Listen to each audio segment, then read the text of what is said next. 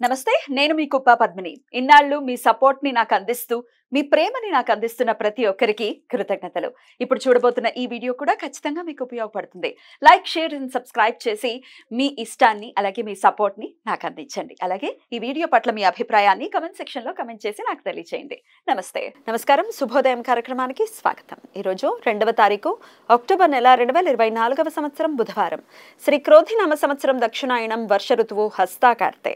ఈరోజు భాద్రపద మాస అమావాస్య తిథి రాత్రి 12:18 వరకు తదుపరి ఆశ్వయుజ మాస శుక్లపక్ష పాడ్యమి తిథి ఉత్తర ఫల్గుణి నక్షత్రం మధ్యాహ్నం 12:23 వరకు తదుపరి హస్త నక్షత్రం బ్రహ్మ యోగం రాత్రి 3:22 వరకు తదుపరి ఐంద్రం యోగం చతుష్పాదకరణం ఉదయం 10:58 వరకు నాగవకరణం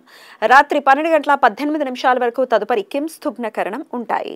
సూర్యుడు కన్యా రాశిలో హస్త నక్షత్రంలో సంచరిస్తున్నాడు చంద్రుడు కన్యా రాశిలో సంచరిస్తున్నాడు నక్షత్ర వర్జం రాత్రి 9:53 నుండి రాత్రి 11:42 వరకు అమృతకాలం లేదు హైదరాబాద్ ప్రాంతం వారికి సూర్యోదయం ఉదయం 6:07 సూర్యాస్తమయం సాయంత్రం 6:04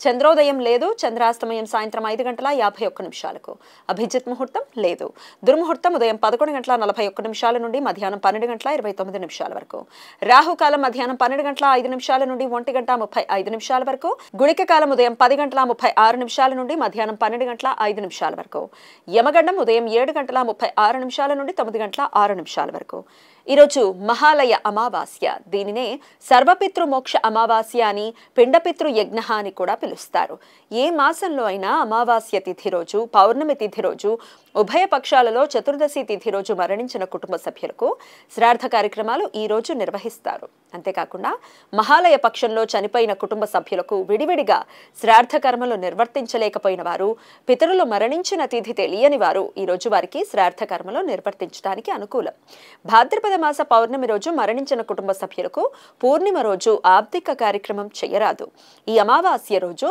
పూర్ణిమ పితృకార్యాలు నిర్వర్తించాలి అందుచేతనే ఈ అమావాస్యను సర్వపితృ మోక్ష అమావాస్య అని పిలుస్తారు ఈరోజు కొన్ని ప్రాంతీయ సాంప్రదాయాల ప్రకారం గజఛాయ యోగం పితృదేవతలకు శ్రాద్ధ కార్యక్రమాలు దాన ధర్మాలు చేయడానికి అత్యంత ముఖ్యమైన రోజుగా పరిగణిస్తారు కానీ శాస్త్ర నియమాల ప్రకారం రవి హస్త నక్షత్రంలో సంచారం చేస్తున్నప్పుడు పితృపక్ష త్రయోదశి రోజు మఖా నక్షత్రం అపరాహ్న కాలంలో ఉన్న రోజు కానీ రవిచంద్ర గ్రహాలు రెండూ హస్త నక్షత్రంలో ఉన్న అమావాస్య తిథి రోజు కానీ గజఛాయ యోగం ఏర్పడుతుంది పితృపక్షాలలో త్రయోదశి తిథి రోజు కానీ అమావాస్య తిథి రోజు కానీ గజఛాయ ఏర్పడుతుంది శ్రాద్ధాధికాలు నిర్వర్తించేవారు వారి వారి కుటుంబ ఆచారాలకు ప్రాధాన్యత ఇవ్వటం మంచిది బెంగాలీ సాంప్రదాయం ప్రకారం దేవి నవరాత్రులు ఈ రోజు నుండి ప్రారంభమవుతాయి ఈరోజు దుర్గాదేవి భూమి మీద అవతరించినది అని భక్తుల విశ్వాసం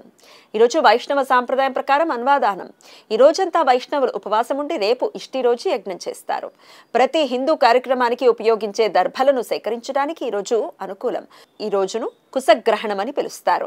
మనకు కనిపించని వలయాకార సూర్యగ్రహణం ఈ రోజు రాత్రి 9:14 నుండి రాత్రి 3:16 మధ్య కాలంలో ఏర్పడుతుంది ఈ గ్రహణం మనకు అంటే భారతదేశంలో కనిపించదు కాబట్టి